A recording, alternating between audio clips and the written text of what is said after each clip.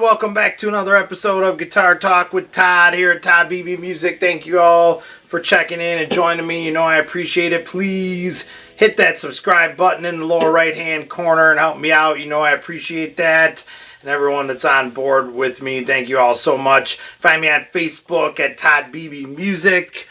It's got all things going on here today. We have another awesome guitar review. This is another all original Gibson Les Paul Junior 1957, not from the custom shop, not a newer model. This is right out of Kalamazoo, Michigan in 1957. Private owner brought this one in. We're happy to have it today. Check out my link below of the other 1957 Junior we had in here last year. Actually, I have both of them here today, and I'm going to put them side by side and do a little comparison here when we check this one out closer in the case. But check out that review. We go in a lot more depth, in-depth of the history of the Les Paul Junior.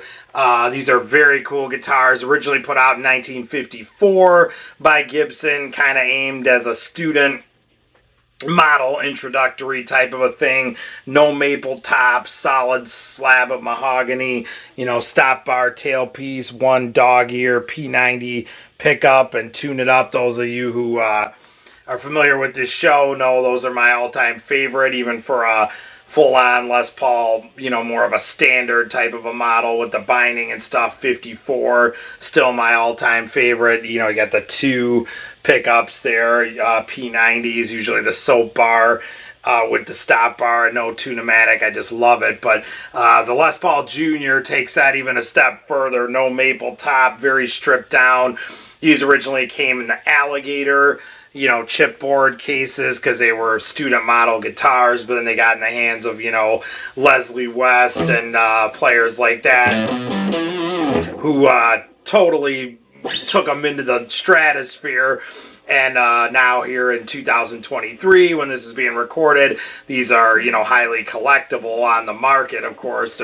Because they're right out of Kalamazoo, right there in the old Gibson factory, 1957. Same men and women that were building all the classic models there in the late 50s, early 60s, built this one right here as well. So it's really cool to have.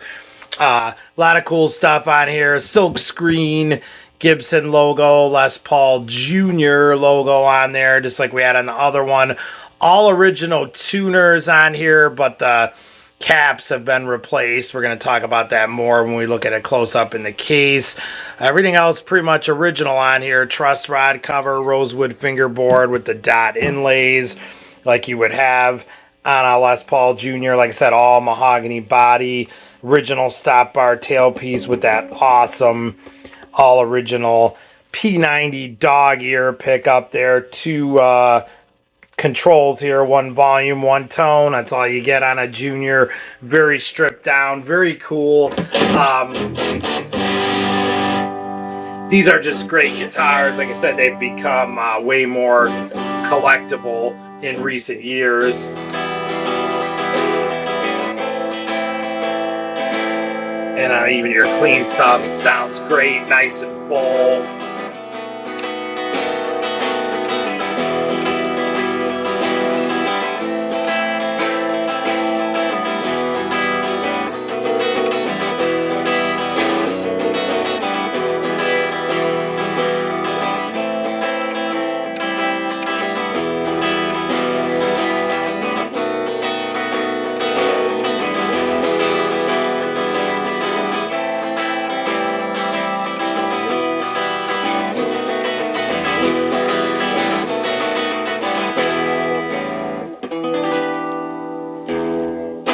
Yeah, so just, you know, awesome stuff out of these P90. As far as in 2023, we've talked about this before. Lawler is making an awesome replica of these old Gibson dog ear P90 pickups. Just spot on. I salute Lawler and everything he does. Just awesome work. Scroll through my videos on here. I got a bunch of stuff. Everything's in playlists now. Check out the Gibson playlist and the Les Paul playlist. Like I said, we have another 57. I'll put the links below too. We have an all original 61. Unplayed SG, which was a Les Paul at that time. It's got that same dog ear. These dog ear P90 pickups are just to die for. They have such a tone. But scroll through my videos in the playlists that I've got on my channel. Got tons of stuff on here. We got some heritage guitars that are newer, but they have the Lawler version of this in there, and they're just spot on. Like I said, he makes such great stuff. But then we do have some actual vintage guitars. Like I said, that 61 SG Les Paul Junior. It's had the original case, just beautiful guitar. I'll try to put the link to that below too, but if you don't see it, just go to the playlist, look under Les Pauls or Gibson guitars that have categorized, and you'll see all those on there. But yeah, these Lawler P90s are great in 2023 to replicate this. This one's an all original from 1957, right out of Kalamazoo.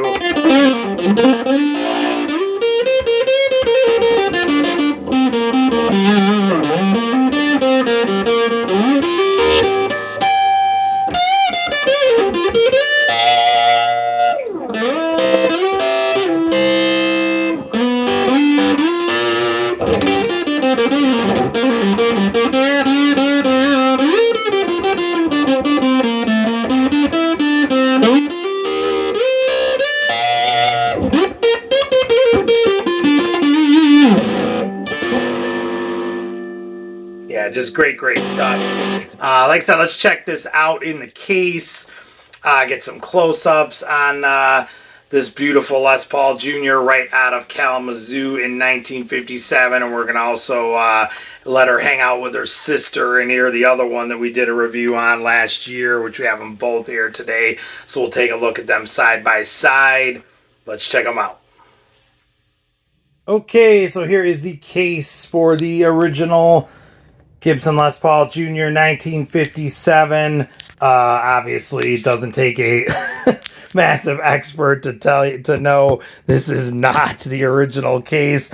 It's a TKL case, which obviously is awesome stuff. TKL makes cases for everyone and have for years. Obviously, like we were talking about before, the Les Paul Junior originally came in a chipboard alligator case. Again, check out my videos. If you look at the 1961 Gibson Les Paul SG Junior we have, that has the original chipboard case with it. But this was put in by the owner in a junior case that TKL makes that fits these, and that's exactly what you want to do. Definitely keep your chipboard case if you have one, because it's original, obviously, and those are getting more and more collectible too. And it's just cool to always keep your original stuff. But as far as protection goes, not the greatest protection in the world, and you want one of these, because again, these were originally put out as student model guitars in the 50s, and they weren't really worried about some high-tech case that protected it a lot. So this one definitely does the job. All right, so here we go. There is that mahogany top, just looking beautiful there. Lots of checking going on this model. You can see as you get close up, and that's just awesome. Like I said, people pay for that now. But that's not custom shop. That's not Murphy Lab. That is aged since 1957, baby. That's the real deal right there. Like I said, we got that awesome dog ear P90 pickup going on there. Just great stuff. It's kind of funny. There's like a big permanent streak across this. I don't have any idea what that would have been from. Obviously, you wouldn't think from a pick because it would go the other angle, but who knows? But since 1957, it's held up very well. If that's all it's got on it, we'll take it.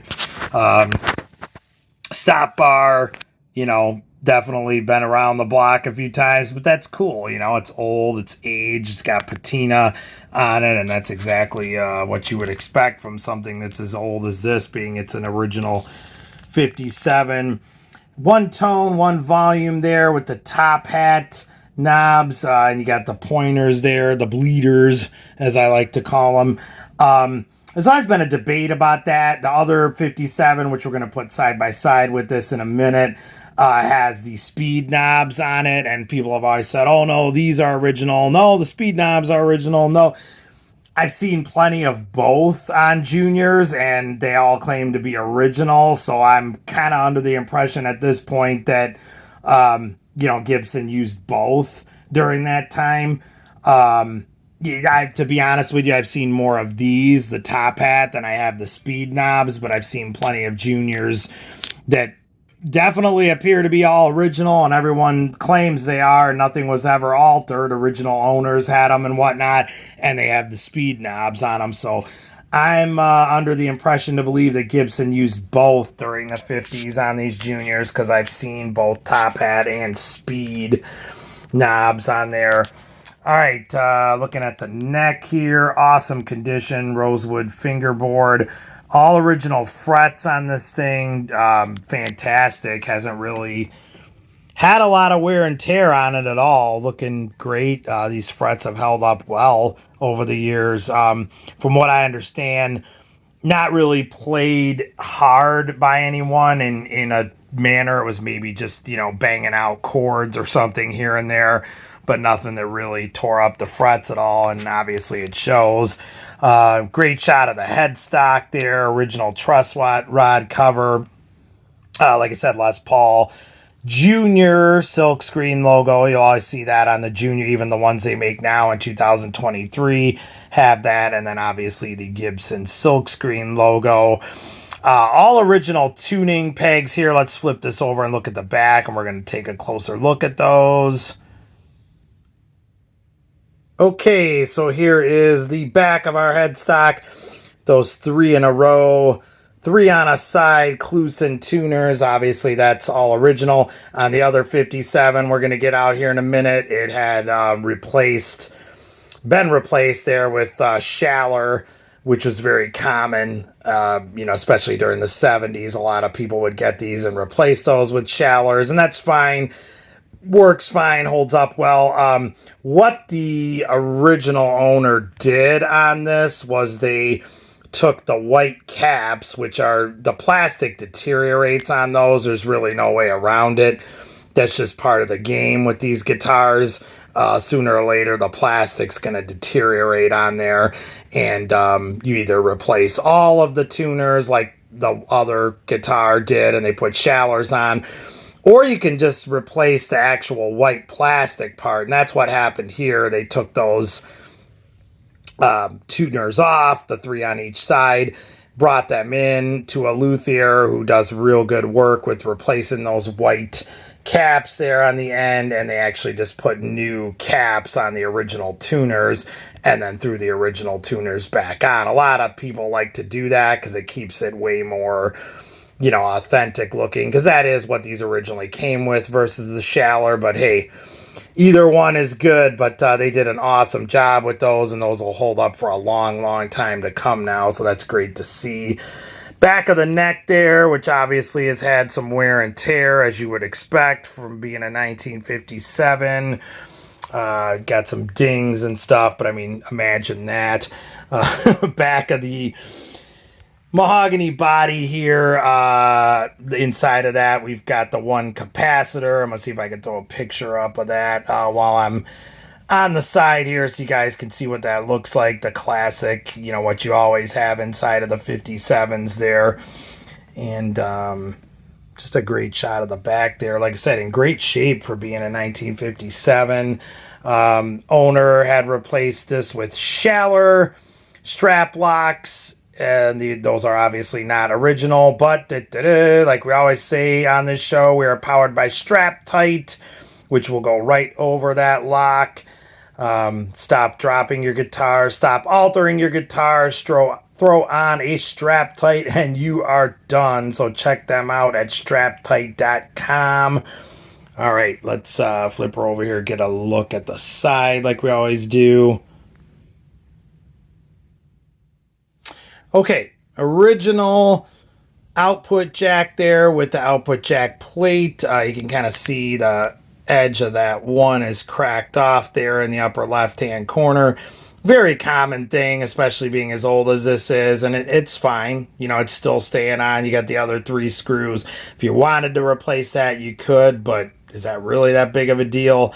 You know, it's just cool to kind of leave that on because it is original. But if it started cracking more, or if it cracked in another place, I would probably suggest taking it off, keeping it, put it in a plastic bag, put it right in the case. You always want to keep all your original parts and throw a new one on, but that's fine for now, and I don't see it cracking anymore. I'm sure that's going to be just fine the way it is, and it adds some character, right? People are paying money for that stuff in 2023. So speaking of character, look at that. I mean, that is definitely dinged up, all original relicking there on this 1957.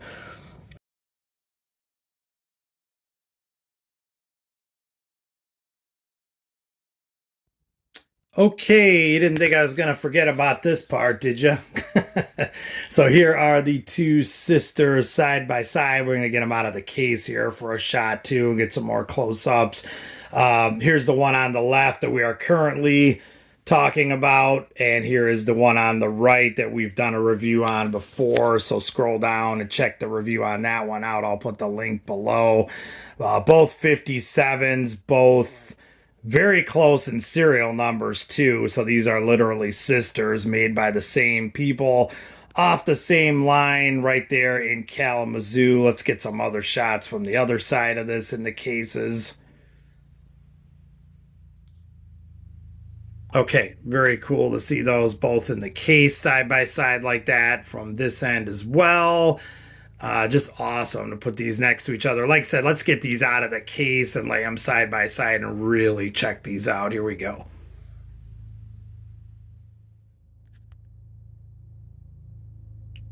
Okay, so here are the 2 sisters out of the case side by side. Just really cool looking at these. Let me kind of turn long way here. We got our awesome butterfly colored quilt going on. I mean, come on. It's become like a tradition on this show. All right, so looking up here at the headstocks, if we even get these a little bit closer together, just very, very cool stuff there, side by side. You got the Les Paul Junior on both of them. Like I said, this one being the older one, the one that we're currently reviewing, with the original tuners on it. Like I said, this one has the shallers that were replaced. This is actually younger than the one on the left, but they're pretty close. Born in the same year, made by the same people in 1957, but the one on the left is a little bit older than the one on the right, if you wanted to really get technical about it. Just kind of cool to see those 2 side by side there like that. Getting like close up, you can see like that stop bar is in way better shape, as is the P90 on that is in, you know, a lot better shape. But I mean, this one is too. It's just got that huge line across it, but really no big deal. It's not cracked. It's not doing anything to it. It's just a huge scratch. But that stop bar is definitely worn and been around the block quite a bit more than that one has. But there you go too. Like I said, this one has the speed knobs on it with the bleeders, supposedly all original. And then this one that we're currently reviewing has the top hat knobs with the bleeders. It's supposedly also original too. So I'm under the impression, being that I've seen tons and tons and tons of these juniors over the years, both ways with the speed knobs and the top hat, that they just used both during the 50s. Interesting too, standing here looking, the one on the right here, the younger one actually has like the darker sunburst to it versus that. You can see that's a little bit more like a lighter shade around the rim there of the black, versus this has more like an orangish going to it. So it is just subtle differences there between the 2, but nothing major. But just awesome to have those two side by side. I thought I would get them out and put them together for a couple of shots here today, as long as we have them in here. Very cool. Okay, so there is one more full body shot.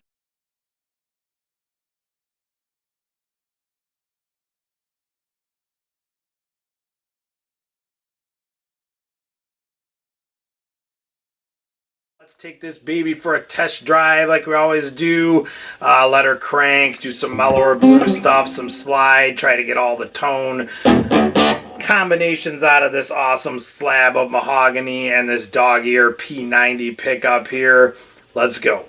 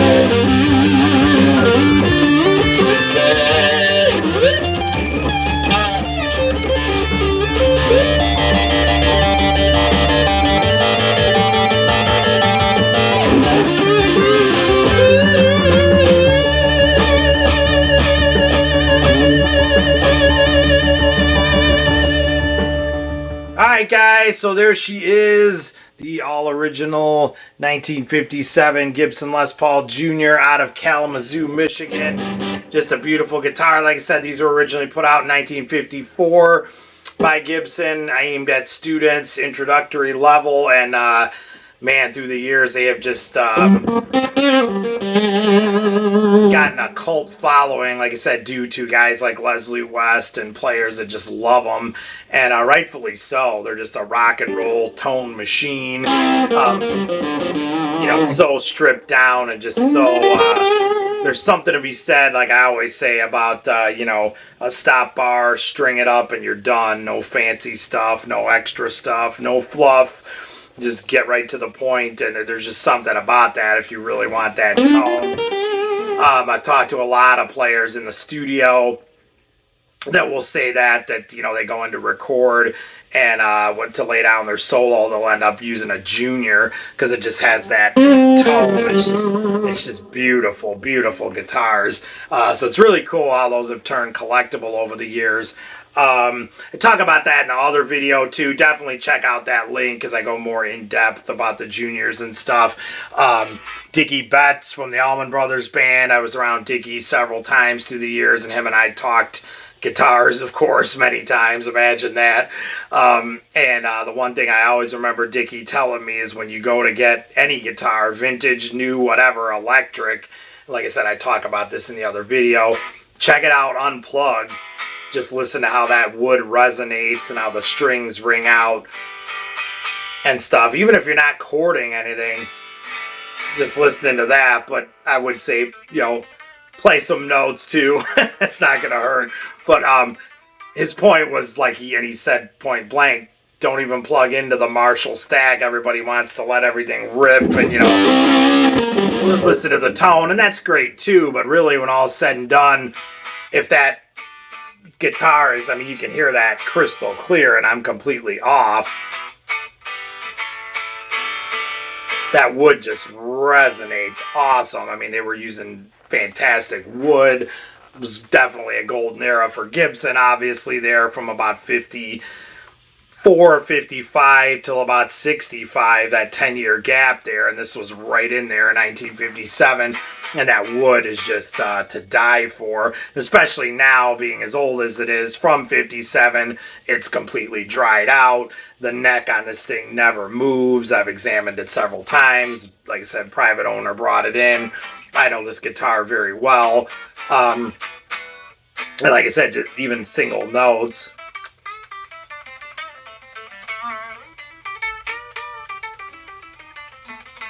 I mean, that's unplugged. I'm not running through the amp at all.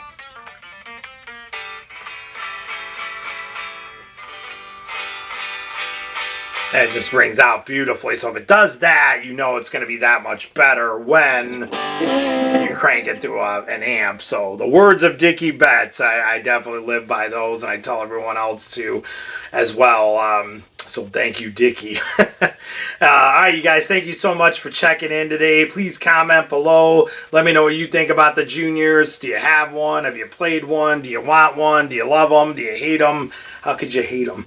But let me know. Comment below. Please hit that subscribe button in the lower right-hand corner. You know it, guys. I appreciate it.